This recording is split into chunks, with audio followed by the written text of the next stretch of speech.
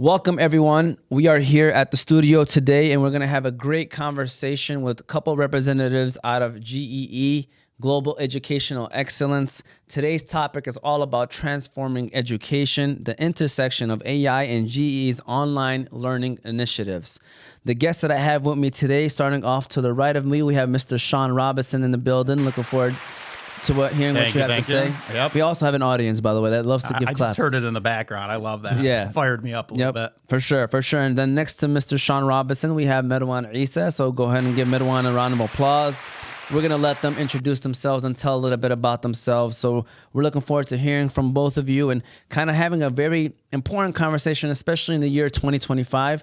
I feel like now there's a trend happening, especially after, COVID hit, where people are deciding to move online, as well as the trend of immigrants coming from overseas who are favoring the online learning. So we're going to talk about all that and the benefits of online learning. So before we do any of that, let's go ahead with the introductions and see a little bit more and learn a little bit more about our guest today. So I'm going to start off again with the right of me, Mr. Shawn Robson. Can you tell us a little bit about yourself? What's your title and what do you do at GE? Yeah, appreciate it, Omar. Thanks for having us. Like Omar said, my name is Shawn Robson. I have been a lifelong educator forever. I started working with Global Educational Excellence about 20 years ago. As I was stating earlier, started my educational career as a fourth grade teacher.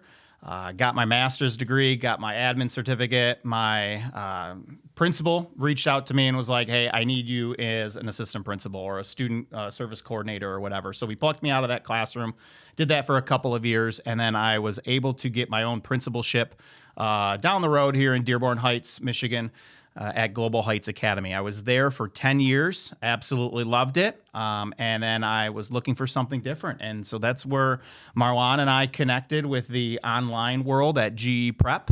And now I am the principal of Bridge Impact, which is, again, correlated to GE Prep, and then also our 100% cyber school, GE Compass Academy. Wow. So we're going to learn a little bit more about those schools and everything else as we dive in. And then Mr. Marwan Issa, can you tell us a little bit about yourself? Shout out to the Issa family, the founders of GE. I don't know if you would have mentioned that. I know you guys are all humble. So can you tell us a little bit about yourself and what you do with GE? Appreciate it, man. Like you said, my name is Marwan Issa. My background wasn't in education. My background started I was going into computer science and engineering. Had a whole plan to move to California. Never really worked out. But when I started working with GE, I fell in love with what I saw. I got to witness transformation of children, like families that would go from poverty to middle class just because their one child was able to make it to med school. Changing, having girls be able to finish high school, go to college, and seeing these things. It really spoke to me. So I really was able to take what I've learned in engineering school and everything and see what we're doing with education. I said, all right, what can I do next? Started working with Global Education. Like you said, it's my family's company. And first thing I was doing was really mostly focusing on the business side. How can I make things more efficient? I've started my own software products that I've been able to launch at our schools and other schools. Even did a dissertation, a PhD, focusing on how to make schools way more efficient. But that was the business side. After so many years, being in that, I've really got to understand the education side and understand these things, and started to realize and find unique ways to teach. Whether it was with an online school, whether it's bringing in different coaching models or bringing in different things. Even though I haven't had the traditional experience, I was able to take what I've learned, see and observe, and make decisions on what we can do. And one of the best things about the charter world is it's okay to fail.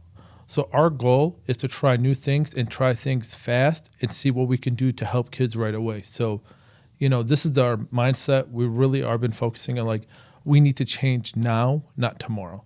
So love that. I love that. And so before we even get to the origin story of GEE, I'm kind of take y'all back a little bit and then go from there. So I actually grew up in Hamtramck, and I know that's where some of I know Central probably was the first one, but then Hamtramck I think was right after or following right after. Yeah, it was the third school. Okay, so with that said, first of all, I worked at GE for a year. I don't know if you guys knew that. I also My sisters both went there. I mean, my brothers went there. My sister was the first valedictorian out of Frontier International Academy.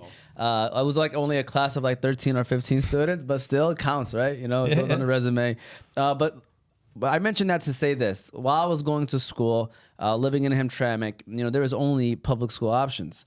Then came Bridge Academy and changed the game. And, you know, like I said, like all my siblings went there. And it was just one of those things that, you know, our parents, we were talking about this a little bit beforehand, they love it because of what they offer at GE, especially the Arabic classes.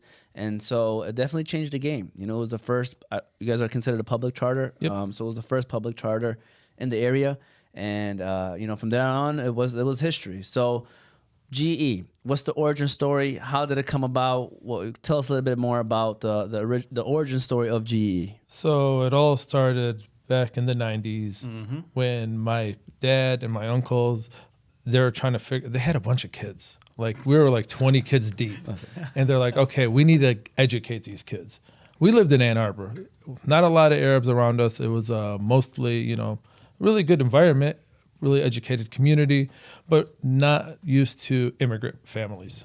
So my dad had a decision. You know, we were at that age where a couple of our older cousins, they went to the public high schools. They ended up getting into issues, fights, and whatever. So he's like, all right, we're not going to lose our family because of the schooling. So we're going to either go to all private school or do something. They tried the whole private school. The whole family literally lasted 1 year. Then the private school asked us like not to re-enroll. That's for a whole different reason. I just think we were just rowdy kids. So then at that time, my dad heard about this thing called the charter school. And this is when Governor Engler passed a law in 94, 95, something like that, to say, you know what? Families should have more dependence on where their kids learn. So my dad applied for a charter, and he got it in Ann Arbor. We had a building, maybe what was it, 20, maybe 3,000, 4,000 square feet. Small module. Yeah, right small there on South module. Industrial. And they started in 97. And, you know, originally my dad was like, all right, I'm going to put all my kids in this school. I'll get a couple teachers, good to go. The community found out. They're like, oh, no, my kids are also coming to this school. So all the other families who were having the same issues were like, started sending their kids. From that, people in Hamtramck, people in Dearborn heard about us. They're like, oh, they're opening a school that's tailored to us, that respects us, that looks at our identity. So, you know, as we went from Central, we went to Dearborn. And then before we got into Hamtramck, you know, the community there, more conservative, they actually wanted a separate gender high school. And we were told no. The authorizers, the state, they said, you can't do that, it's not allowed. My dad made it happen. He went out of his way. He said, this is what the community wants. This is what the community will get. And it was able to grow from there. And alhamdulillah, as we've grown from different communities, and now we're expanding our footprint into into Warren, Farmington Hills area, growing in Michigan more and more. We started about 5-6 years ago, the online school. And the reason we started it was, again, there was a portion of our community, even in Hamtramck, even with Frontier and Bridge being available, that would not send their kids to school. They were doing it before it was cool not to send your kids to school because of COVID and what other communities, whatever. They were doing this like 10 years ago. They were saying, my kids are not going to school, even if it was separate gender. So we wanted to reach these kids. This is our responsibility. We're in a business where we have to, it's not just, opening schools and get students. It's a responsibility to get to every student. Like these kids don't have no one else except their educators. So it is really important for us to educate these kids. So when we started the online school, the whole purpose was find those 10%, mostly females, that were not getting educated because their families didn't want to send them to school because of whatever, because the community. Cultural reasons. Let's focus on those girls. Let's get them educated. Let's at least make sure they have a high school degree to have choices. And that's really where GE Prep started. And it grew from there. We started working with other communities. We realized that this was much more of a need. Then obviously COVID happened. And then families, what COVID did was expose families to what their kids were getting educated in. And that really was a cultural shock to the whole country. Because before COVID, you would send your child to school and that's it. You don't think about it. Yeah. But during COVID, that kid was on the dining table and you heard the teacher teaching. Yeah. And you're like, started questioning. So we had this revolution in America and the society. It was like, oh no, we need to be more aware of our kids. Then you had a mass exodus to private schools. Then you had a mass exodus to homeschools and these different things. And that's where GE Prep went from just focusing on a small group of girls that parents didn't want them to go to schools, to focusing on a larger community that say, hey, as a school, we want you to focus on educating my kid and we'll take care of everything else. And when you start understanding that and respecting that, that's where you start building relationships with communities that need the support of education and to get them educated. For sure. And then that kind of goes off to the next question is GE Prep. I mean, if you want to add on to like, how did that become actually a thing, GE Prep? Well, I think, like Marwan said, we've learned so much from the COVID years to craft individual instructional plans for students. The limits are endless in terms of what we can do with these students online. Yeah, there's a hot topic word called innovation and all that stuff. And we do find ourselves innovative, but we're in it for the students, the individual students. We cater to those individual students and their needs and and the family needs and all that stuff. So GE Prep is all about, you said it, relationships. Marwan said it, relationships.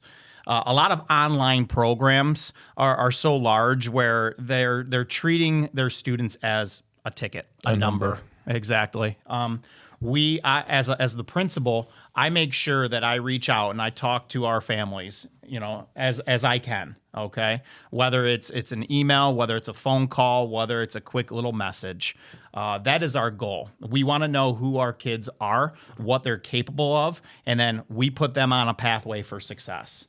We have students that are coming from diverse backgrounds, ethnicity-wise, and even their academic backgrounds. We have students that are below grade level, we have students that are at grade level, and we have students that are striving to get those top scores on those SAT tests. So we are dealing with a lot of students within our organization, and our goal for our teachers and our mentors and our entire staff is build those relationships, support these students, and be a partner with them in their educational journey. We have lots of academic pathways that we offer our students. We do a lot of one-on-one sessions. We have tutors on board. So GE Prep is known to do it all to support the individual student and their families. Love that. And I know earlier you said cyber. What was that? What's that about? So a couple of years ago, we had the opportunity to get our first cyber school. And so GE Compass Academy is 100% cyber school in the entire state of Michigan. And so our boundaries for this particular school is the entire state of Michigan. So we could go up in the Upper Peninsula. We can go to Traverse City, Saginaw, Grand Rapids, Port Huron or whatever, and service students within the cyber license. Gives us a lot of flexibilities. One of the things that I love about GE Prep, though, too, is we're just not a school. We have learning centers across southeastern Michigan right now. We have a learning center in Ann Arbor. We have a learning center in Dearborn. We have a learning center in Hamtramck. And we have a learning center, brand new one that just opened up in Warren. And so we are always seeking out where our students are coming from to then open up a learning center for these kids to have an opportunity to come and receive that face-to-face interaction with a mentor or a particular teacher. We have a large population of English learners. And so these students want to come to these centers and receive that one-on-one interaction with a staff member to help support their academics. So again, GE Prep is not just an online blended learning program. These are centers across the entire state of Michigan that are opening up for kids. And I absolutely love it. Great job. Great job. I appreciate you guys sharing this information. I think it's very important for people to know. And so going off to you now, Mr. Marwan, going off of that is, while I was doing research, I realized that GE Prep, they are focused on personalized curriculum for their students. So can you tell us more about the personalized curriculum? Like, give me an example. So, what I would like to brag about GE Prep Do it. is we like to micromanage the heck out of your child. So a typical school, whether it's even in brick and mortar, kid goes to school, then goes home, whatever, and they have their schedule. Within a lot of online schools, here's the material, we'll see you at the test time. Here's the materials, things like that. And if we had done that, many of our kids would have failed, because these are kids at the end of the day. They need someone to follow up. And the beauty of the online environment, now, first of all, we at GE, we believe there's many ways to teach a kid. We at GE, we have private schools, we have online schools, we have brick and mortar schools, because no two kids learn the same way. We don't believe like, our solution is the only solution. We're just part of the village that are helping try to educate these kids. And it's going to take a village to, raise these kids. And we just want to provide solutions. And the goal is for us to have as many solutions so kids can find the right solution. And I do believe AI will take care of a lot of that.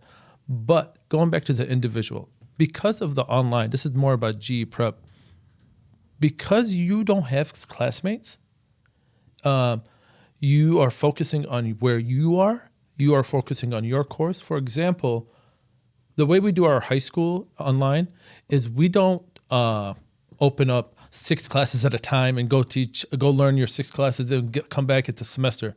No, you have one course at a time that you take. And it's funny because at the end of the day, these kids are like, oh my God, I'm cheating the system. I don't have to study 6 classes. I just focus on one class. I'm going to ace this. We're like, yeah, go ahead, do that. And we want them to have that attitude. At the same time, because we've structured it for each student to know exactly how many courses they need, we're able to fit exactly by the day how long they're supposed to finish. So that's where the individualization goes, where this student has his course that he's focusing on with this micromanagement of making sure he's on track every single day. So that's one way of us individualizing the curriculum by student, thinking that it's easier because they're doing one course at a time. But at the end of the day, these students are fulfilling the requirements for high school and doing a better job than a lot of their other peers. Great points. And going off of personalized curriculum to now individualized pathways. I know he kind of touched on that a little bit more, but that's what also GE Prep does a great job with that. Can you tell us a little bit more about that? Yeah, we have such a wide range of students that attend GE Prep schools. And so we ultimately want to individualize things for their needs. So one of the requirements starting grade 6 through 12th is students take a survey, of a career survey called Zello. They jump on Zello, they answer a whole bunch of questions, and it really gives them some feedback on what they should do as a career choice. And so we take those results, we analyze those results, and then we put them into play. So for example, let's say there are a group of students that are interested in the medical field, for example, and they might want to get into nursing or become a doctor, whatever it may be. So we have a ultrasound pathway that will lead to certification through ultrasound. Let's say we have, like I said before, English language learners. So we have an ELL pathway that is more specific to their particular English needs. They get more support within this pathway, a lot more support on their academic content areas, but also building upon the language proficiency. We want them to be proficient readers, writers, speakers, listeners, all that stuff. So that pathway is really focused on those WIDA national standards, and it gets those kids to close that gap and get them to where they need to be, so then they can jump on their economics course or their government course and learn at particular grade level. We also have an AI pathway that we're really excited for. We have a group of 4 AI courses. Guys, AI is not going anywhere. We know that right now. And it's only going to change education the way it's going to be in 3, 4, 5 years from now. So we want to educate our students about artificial intelligence and what the history of AI is and how it can help us. Again, everybody brings up AI and they think about ChatGPT. And when they think about ChatGPT, they think about students cheating their way through their programs.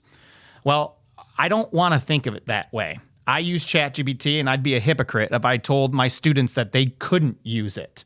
So we are teaching them the right ways to use the AI programs and platforms that they're able to access. Now, for example, if our mentors and teachers are thinking that, hey, maybe this is written by ChatGPT, we'll call the students out on it. They have to read it. They have to argue their passage and what they wrote. And again, if they're proficient and they're able to defend whatever they're writing or whatever they're pulling, we're going to move forward with that.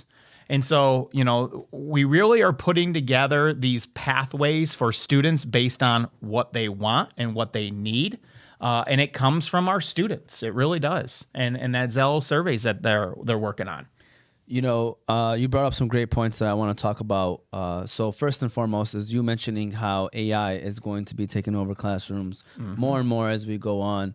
And it's funny that when you use the word chat GPT, the first thing that I feel like that goes to people's mind is like, oh, it's not, you're cheating. Or you're not especially educators. Yeah. Yep. And so to me, when you know how to master chat GPT, you already one step or maybe even two steps ahead of everyone else. And I think You teaching become that, a prompt engineer. 100%. honestly, so if you know how to execute that, your life becomes so much easier and you have more time to get more things done. So kudos to you guys. Now listen, I don't know what's better, this conversation or these GE cups and this coffee inside right now and the amazing polo shirts that you guys have going on too.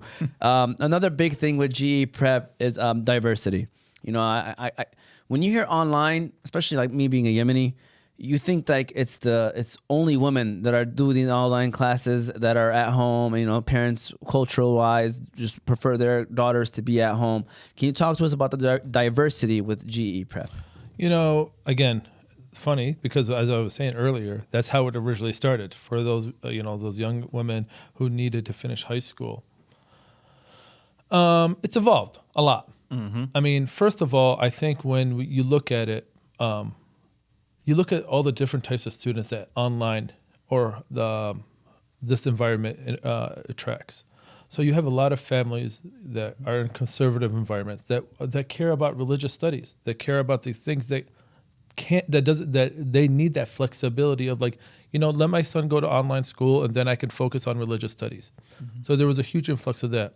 You still had a lot of issues of bullying. You still had a lot of culture issues in schools. So it no longer became that high school girl. It really became that K-12 male and female families for different reasons. So like we said, it could have been culture, it could have been religion, it could be just, the kid wants to be on an AI pathway. Shawn talked about our AI pathway. We also have, what is that nursing program? Not the nursing, the ultrasound pathway. The ultrasound pathway, I'm sorry. These different things, as we're going, we're meeting next month to create a semiconductor pathway, because can you imagine your child living anywhere in Michigan can get finished all these semiconductor courses so they can get a job in these new factories they're going to be building? That's an instant job that's paying $40 an hour. You know what? That's the path that's available for you. So, yes, as we promote every kid that they should go to college and things like that, it is also important for us to allow them to explore their journeys. Our job is just to be the shepherd. Our job is to help them, direct them, and show them the options to what they can do.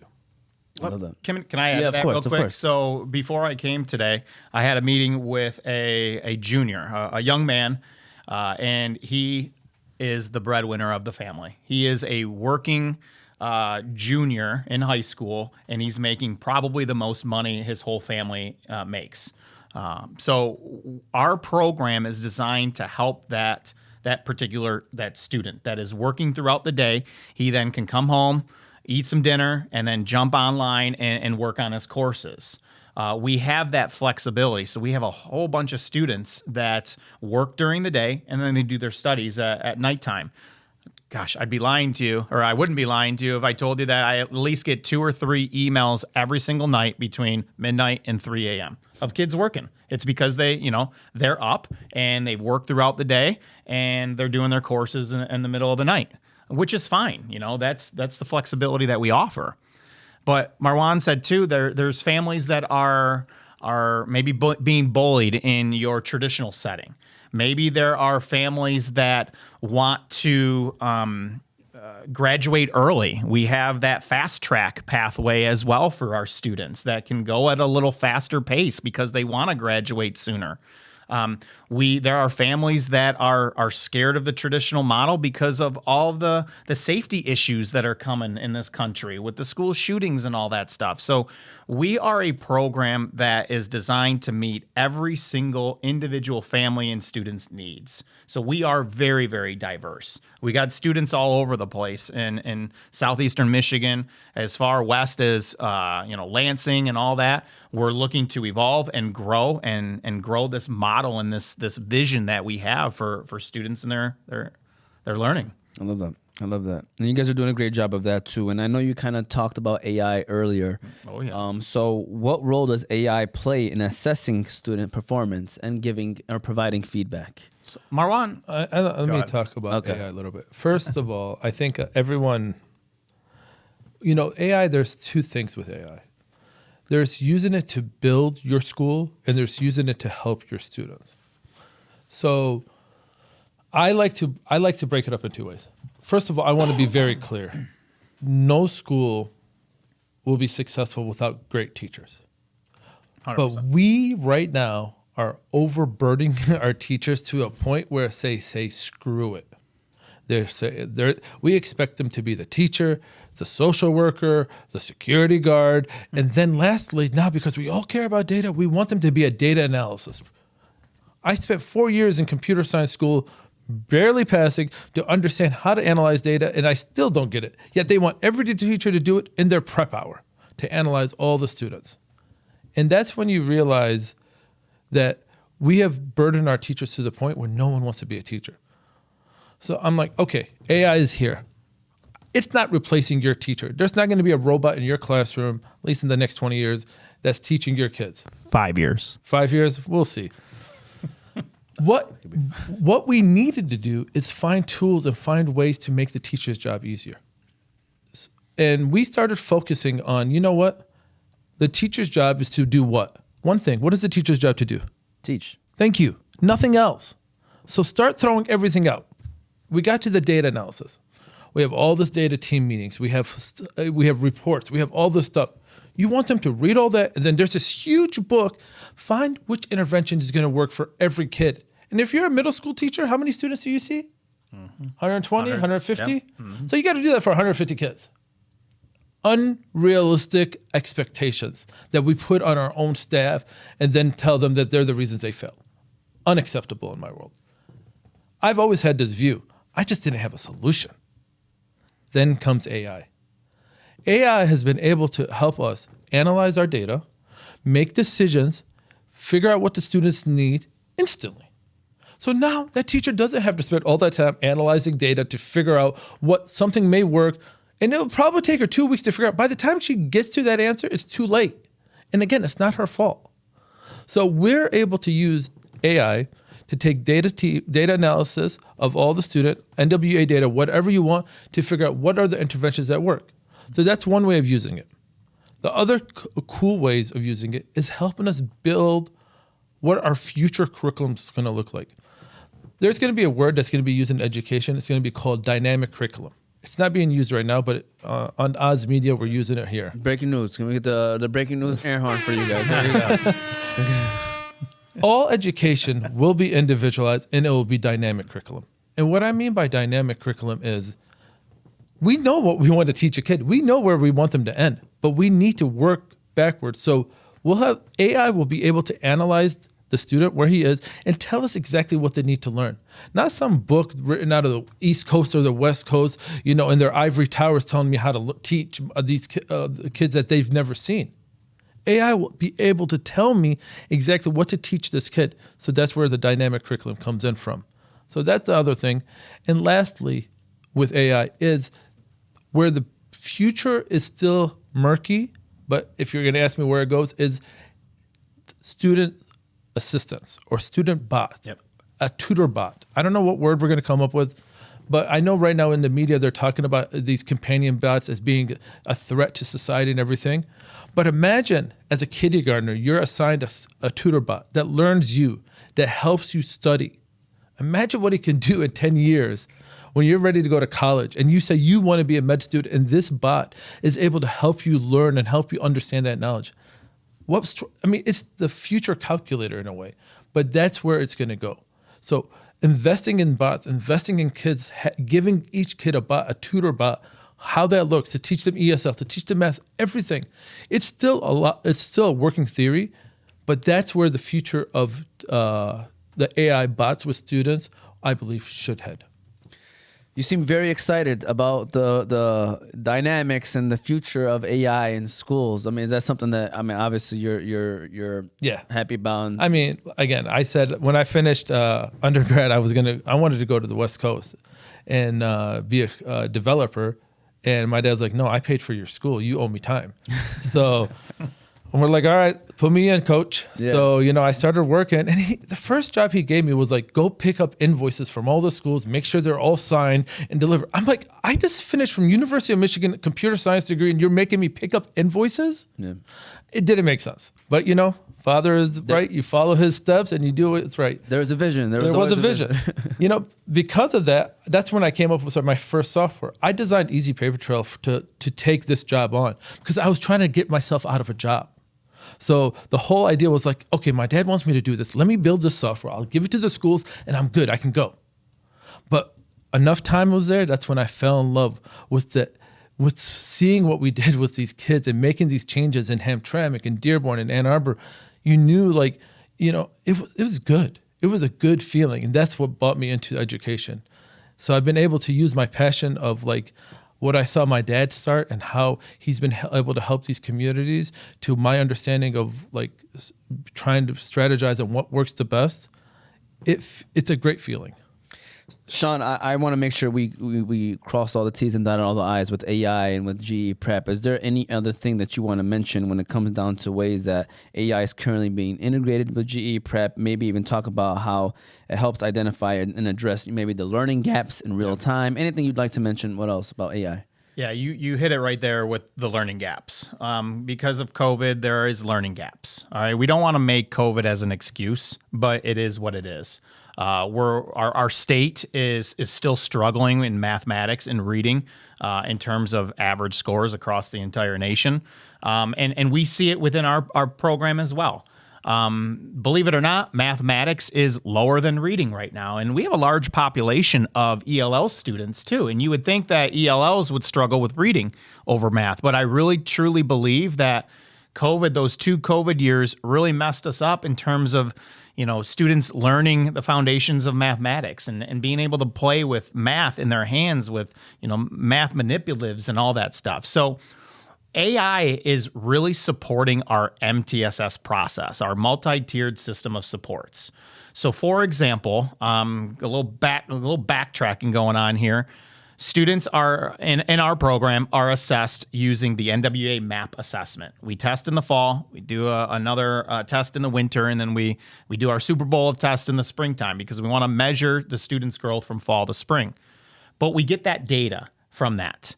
And that data is very, very useful because our teachers and mentors can dig deeper into analyzing that data. And NWA is a great resource. Special shout out to NWA, by the way, because they have a skills learning continuum that's tied to their RIT scores or their overall scores that the students are getting. And so AI, you mentioned we can drop a bunch of data into an AI system, whether it is ChatGPT or any of the other platforms, and just ask it and prompt it, hey, can you please provide me based on this data here, NWA data or grade level data or reading data, whatever it is, and provide me with specific research-based interventions that I can implement in a small group setting. And it will streamline that for you. And we have utilized this process to help our mentors and teachers really come up with specific strategies and interventions to meet the needs of our students. Now, I mentioned too, we don't have all certified teachers working with students. We do have mentors that are there supporting.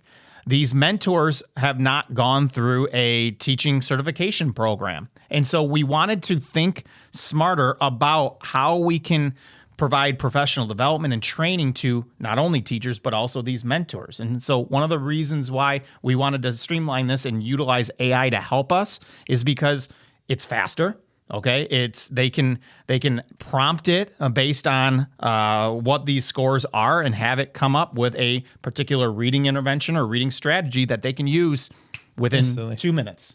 2 minutes they can do it. They have activities. They have different things that they're working on in small groups, and then our students will participate in these small groups, whether it's face to face at our learning center or even Zoom meetings with our online teachers or mentors. And the students are getting what they need. All right, that's the big thing. We have something in the pipeline right now with our K-8 program that we're really, really excited about. And we're utilizing AI to support this implementation of this K-8 learning continuum, RIT-based, skills-based, mastery-based program that we're building out. And again, it's designed for the individual student. We said this before. Not every student is at grade level, okay? And it's our job as educators to close those gaps, get them to where they need to be, and then challenge them after that. All right. And so ultimately, we will have specific guidelines here and breakdowns of these RIT scores with skills, and our mentors and our teachers will be able to teach those skills, and the kids will be able to move on, aligning themselves to that RIT range or that NWA test. So- It's awesome. Yeah. Either one of you guys can answer this one. Marwan, maybe if you'd like to start off with it. That is, I'm gonna play devil's advocate here for all this technology and online and AI.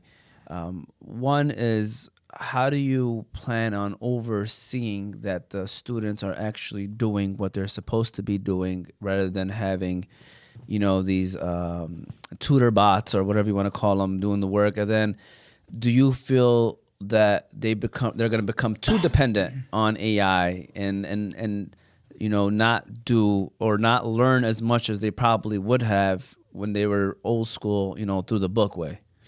Yeah, I'm going to answer this in a couple ways. So I'm going to answer the first part about Overseeing the whole. overseeing. That's on us. First of all, understanding how to use AI and how to use that technology, you're going to require the teachers to ask questions knowing that they have this ability to use these tools. And many of these things, whether it's writing a paper, the thing is, when you can ask a math question and the calculator will give you, how did they get away with knowing the kids did the work or not? Show your answer. So the new way of thinking for even a paper or something like that, it's not going to be like, oh, here's the paper. Everyone can do the paper part now. That's easy now. That's just like 1 + 1 now. It is the steps. It's the process. It's understanding how you got that.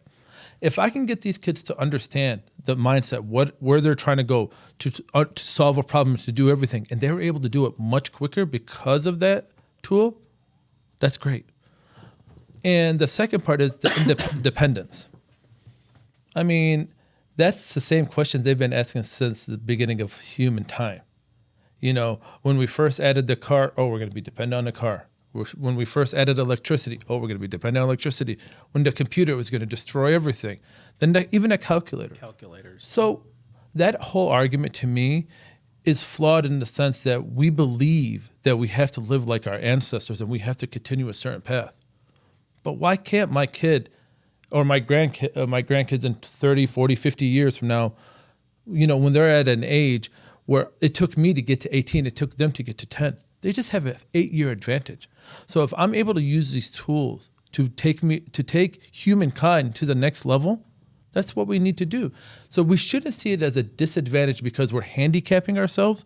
We should see this as, what is Batman's belt? Where it has all these gadgets and tools. This is our tools to get us to the next step. I love that. Great response, by the way. And I didn't mean to throw a curveball, but way to answer. I don't know if you want to add on to that. Yeah, I'll add on to that. So our mentors and teachers utilize a couple of different software programs to, make sure that the students are staying on task. And so, for example, GoGuardian, for example, we're able to monitor what the students are on and what they're currently doing at that particular moment, especially when they're using our GE Chromebooks that we have. That definitely helps. And so what we use that to our advantage because our mentors and teachers can share resources within this platform and have it pop up right on their computers. And so I'm not saying we're spying on them by any means, but we're supporting them, and we're teaching them how to do things the right way. That's the big thing. Marwan said we sort of micromanage our students, and we have mentors that are tied to all of these students that are overlooking a specific caseload. And so we're always in communication with them. And so if there is a particular student that is, for some reason, just copying and pasting from ChatGPT, our mentors are trained to identify that and be able to just say, hey, I noticed that your writing is a little different here. Can you please read it for us? Can you please elaborate? Can you defend that particular piece? And so we're doing a really good job evolving and taking advantage of the the AI stuff that's out there and using it to our advantage. And I know, Marwan, you kind of talked about the future developments in AI. Any last things that you guys want to add in terms of impacting online education when it comes to AI? Like, what do you foresee in the future? This question, me and Shawn, we went to just an AI conference ran by Arizona State University in San Diego. Arizona State University in San Diego. Arizona State University held the conference in San Diego. Yeah. So it was weird. But I can tell you that the way we're learning right now is not the right way. The way the schools, the way the operations of this new the Gen Z and Gen Alpha and eventually Gen Beta, they are not going to learn the way we learn. Things are going to have to be, it's going to have to change. We're focused, this whole old school classroom settings, this whole ideal of everyone, group and like a factory setting needs to be dismantled. Mm-hmm. So if you're asking me what AI is going to do and what I'm most excited to see what AI do, is to revolutionize education in every single way. I think in 3 to 5 years from now, you're not going to have that traditional setting where students are learning in a classroom for 8 hours straight. No. I think mathematics and writing especially is going to change. Reading is going to change. I think students and families are going to find out that they can learn mathematics in 2 hours in a day, and then reading 2 hours in a day, and then their day is done after 4 hours. And they're going to have that flexibility. Some of the things that we're really implementing is a 90 block schedule. We're implementing a 2 hour block schedule and a 4 hour block schedule to meet the needs of these students. So they have the flexibility to maybe concentrate in a sport or gymnastics or work in the real world and all that stuff. And so I really truly believe families are going to start thinking about AI and how it can help their student become a learner. And they're going to be like, why is my kid wasting their time going to school for 8 hours when they could do the same thing at the confines of their home for 2 hours? Yeah. I truly believe that, because there's going to be those AI bot tutors. They're going to be able to fill those gaps with support of a teacher. We still strongly believe there's got to be a teacher involved there. There has to be some sort of mentor and teacher involved in this process, but it's going to be a lot faster. Just to add on to that, it's not just education is going to change because education is going to change. What we had goals as growing up to become a partner of a law firm, to become the chief of staff, to become whatever, 20 years at Ford, 40 years at GM, getting that award. These families don't care about that no more. They actually value family time way more. Yep. So with this whole new world of working online, working remotely, potentially, having jobs in different parts, changing jobs more often, traveling more often, this your children are no longer limited because of their school. Their school goes with them. The school becomes more designed to fit the need, and they get to see a lot of other things. So the whole family dynamics of where we put work compared to family time is changing. And that's where we're going to need to adjust for. And real quick, I got to comment on all the sweet jerseys that are behind you, Omar. There are families that think they have a child that is going to be the next Michael Jordan. And so this programming allows them to do more specific sports training practices, allows them to go to the weight room and get those conditioning sessions in and all that stuff. So these programs are going to come out, and it's only going to benefit, hopefully, the athletic programs. You're going to see gymnastic stars that travel around the country that are opening up their computer and they're doing their learning. Like, that's happening already. And that's the thing. They can't learn the same way as you would in a brick and mortar. It needs to be reconstructed to these blocks, to this design where you need to focus strictly on your skills. They don't have time for all the other stuff. Most people need the SEL, most of the things in the schools. That's why it's there. You're there 8 hours. But when you're online, there's a lot of things that just you have to focus on the skill basis more than anything, because they're doing their other careers, they're doing their other things, they're traveling or whatever it could be. Well, listen, it's elevator pitch time.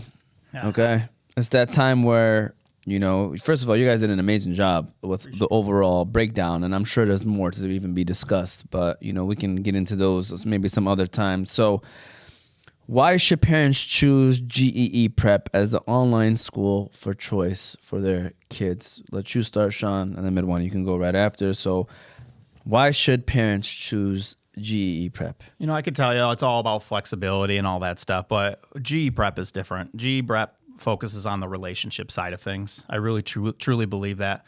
If we hire really good staff that can be advocates, cheerleaders for these particular students, I think it's going to end on a good note. I'm very personal. I'm a hands-on principal. I do a lot of different things. I just came from one of our learning centers and I did a math fact competition. Like, I was leading and flipping flashcards. I truly believe that if we can continue to build relationships and partner with these families and say, hey, I got your back. We are going to design this curriculum and this pathway for your individual child so they can graduate sooner or on time with A's and B's. Our goal, the SAT is not going anywhere. Our goal for all of our students is to approach that 1,500 to 1,600 perfect score on the SAT. And so we're really passionate about that. We want to be the advocates. We want to be the cheerleaders for these families and for these students. We want to be innovative, like I said earlier. But again, it's all about the relationships from our team and from our perspective in a flexible environment, in an environment where they don't have to stress about being bullied when they go to a traditional model. They can feel safe. They can do their work at the confines of their own home. We truly believe there's a social aspect of things. So that's why we do student council. That's why we do student clubs.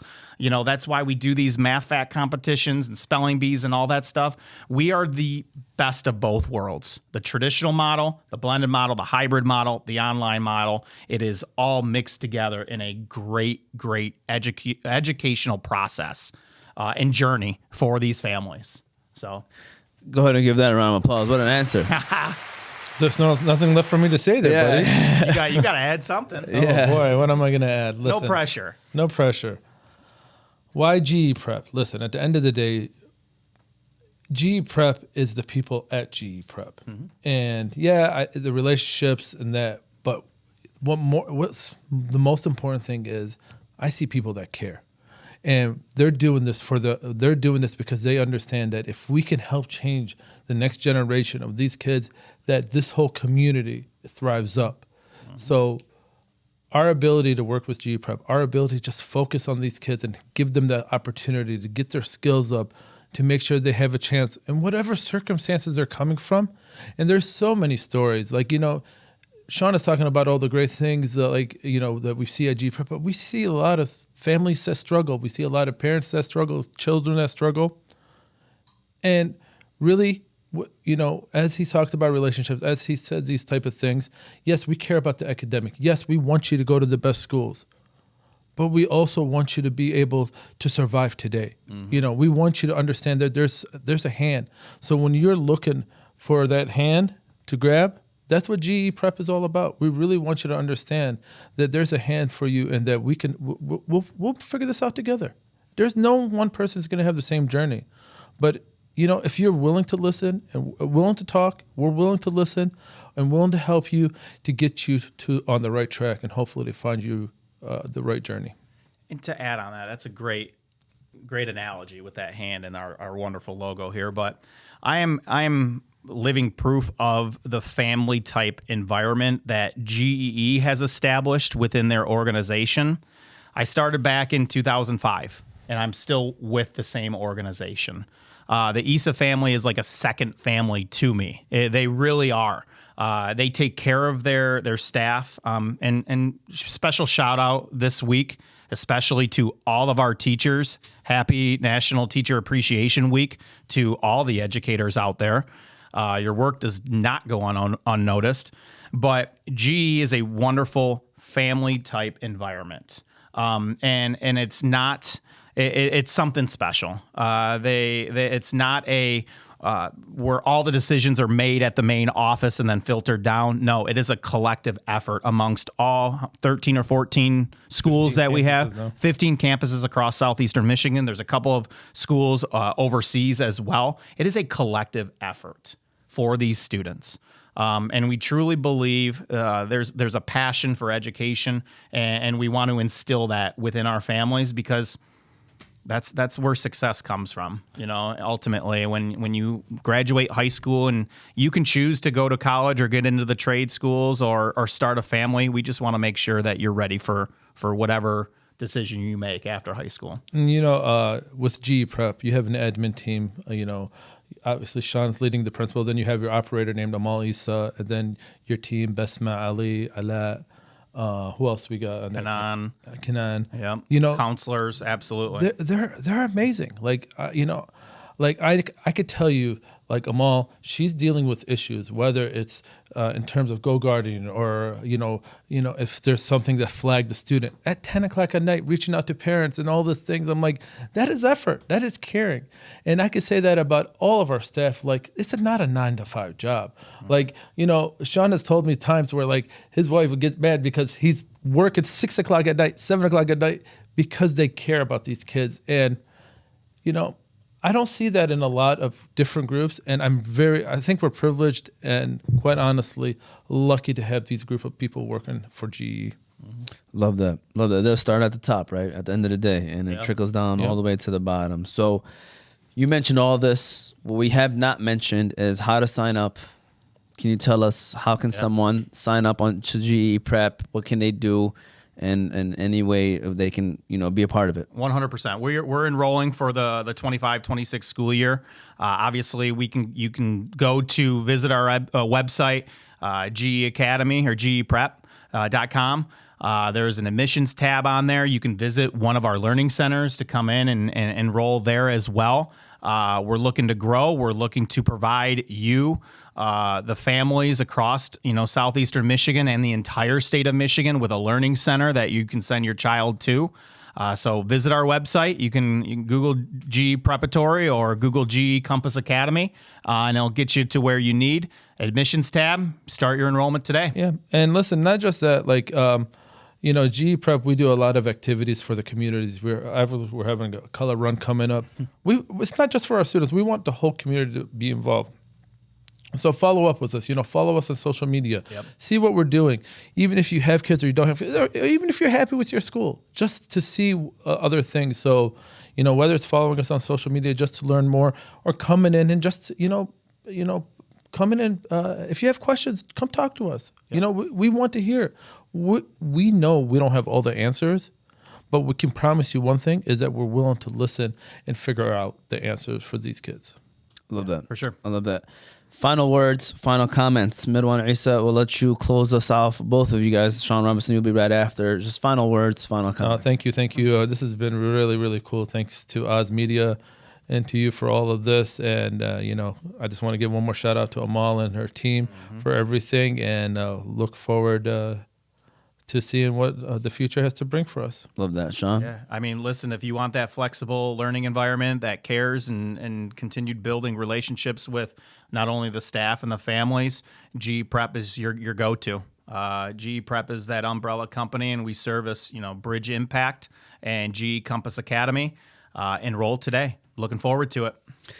We hope that you enjoyed this conversation. I know I did. I learned a lot. We hope that you learned something as well. This topic was all about transforming education, the intersection of AI and global educational excellence, online learning initiatives. We had Marwan, Issa, Shawn, Robson. My name is Omar Thabits. Again, we hope that you enjoy this conversation and learn something from it. And we'll talk to you next time.